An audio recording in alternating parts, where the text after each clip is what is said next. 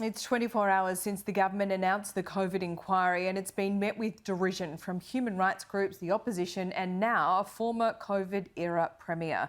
Dominic Perrottet says he would be happy to appear before any inquiry, telling Sky News we need to understand what decisions we got right and, importantly, what decisions we got wrong. So, as a country, we are better prepared in case we have to face a similar situation in the future.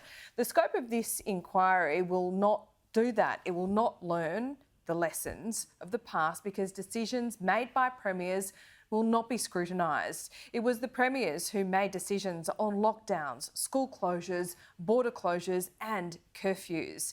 Our senior political reporter Trudy McIntosh has more on the fallout.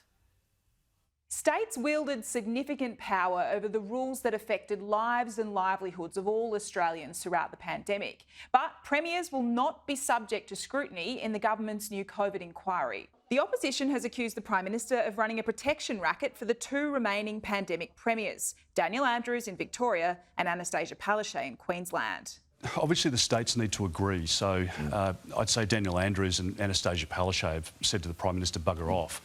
We're not going to allow you to look at the decisions we've made. And I think the Prime Minister should have exerted his authority and stepped up. Instead, he hasn't. Is it running protection for Anastasia Palaszczuk, who's up for re-election next year? Of course it isn't. Of course it isn't. Labor had promised a deep inquiry or royal commission into Australia's handling of the COVID pandemic and what lessons could be learnt in the future.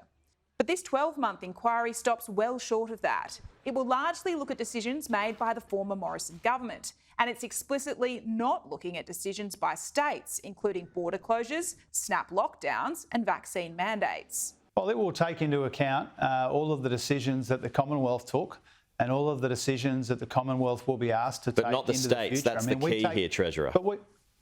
But we take responsibility for our part of this.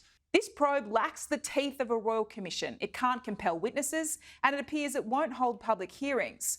That will prevent former premiers like Dominic Perrottet in New South Wales from being able to provide his own blunt assessment of where his state went right and, importantly, where it went wrong. He's not the only one. The Australian Medical Association, the Human Rights Commissioner, business groups all believe this inquiry should look at the actions of states.